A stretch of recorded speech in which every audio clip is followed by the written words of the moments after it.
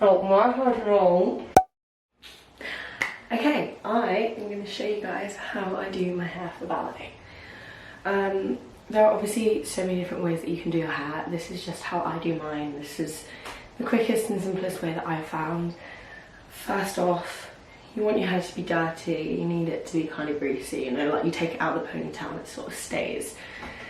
If your hair isn't already like that, what I recommend using is like a mousse or something. I prefer this to using hair gel or hairspray just because, like, hang on, I'll show you how it works. Basically, spray it on your hand like that. It looks so yummy. Don't need it. And then you can just sort of like run it through all of your hair. So it's like so much quicker to use than like gel or hairspray.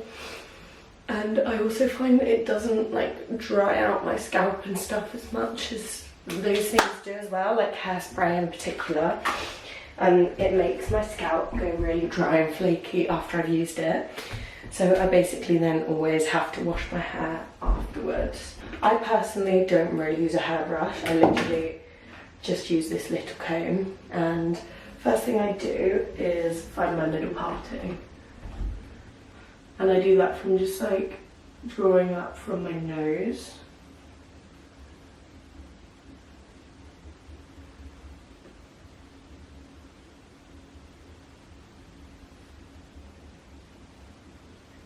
Then when I found my parting, I just make sure that the hair is like brushed to the sides.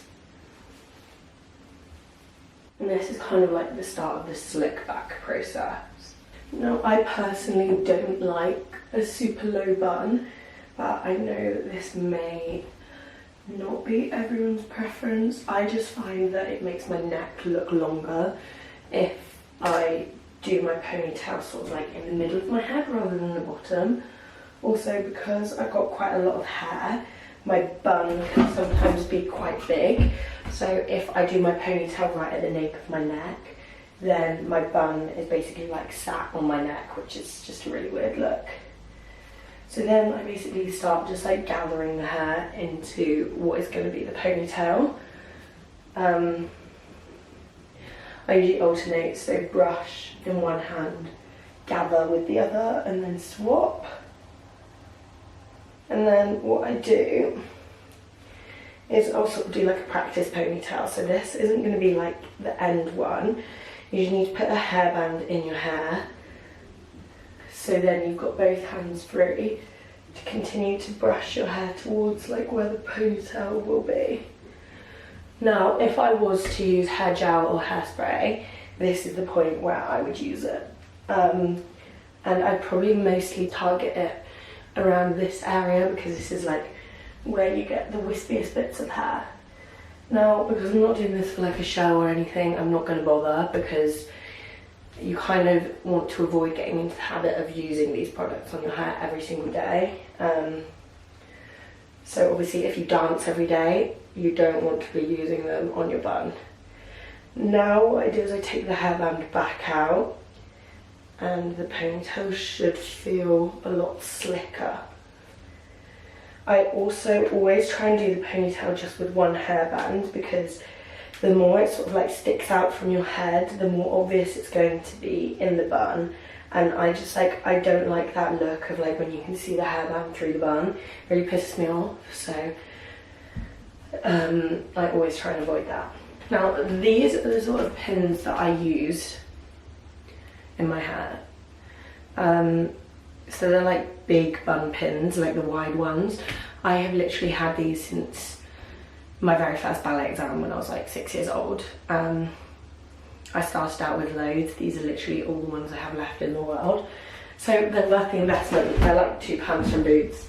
And I find that they work so much better than ones like this, which is like the thin bobby pin. Always go for a wide one. Now what I do, I'm going to try and do it so the back of my head is to the camera. Hopefully you guys can still hear me. I like separate the ponytail into two and I twist with the first bit.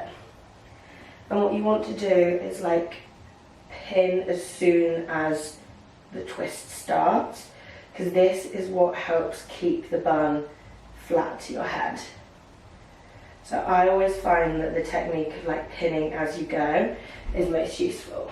So once you've done that first ponytail round once, then you can join it up with the rest of your ponytail and start twisting them together.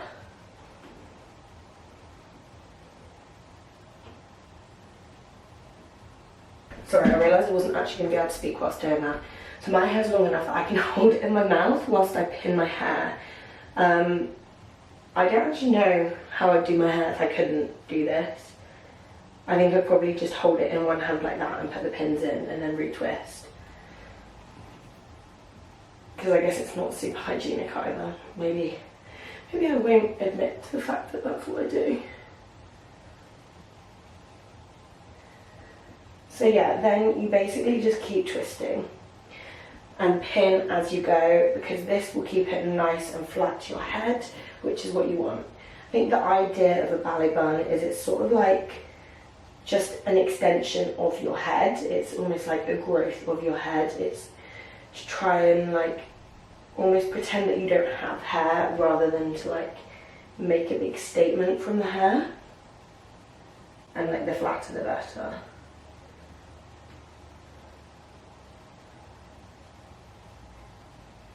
So when you get to the end, you can just like tuck that a bit in, and then with whatever pins you've got left, you just want to like secure the bun. Obviously the more pins you put in, the more secure it's going to be, but if you're like me and you have a limited number of pins, you might not be able to. Also, the more pins you put in, the more uncomfortable it gets throughout the day. So I always advise that you use like as few pins as possible while still keeping it a secure bun. So at this point, this is when you may want to like hairspray your bun just to stop the wispy bits. I personally never use a bun net. I don't know why, bun nets just stopped really like being a thing when I turned like 16 or 17. Like as soon as I started dancing and training at a vocational level, bun nets just weren't the cool thing anymore. So obviously you've got to stay up with the trends. However, for some exams and stuff like that, your teacher or whoever may have a preference for a bun net. That's fine, you just whack a bun net on. Then what I do is I usually go back and just make sure my like little wispy bits are in place. Yeah, this is pretty much how you get your perfect ballet bun.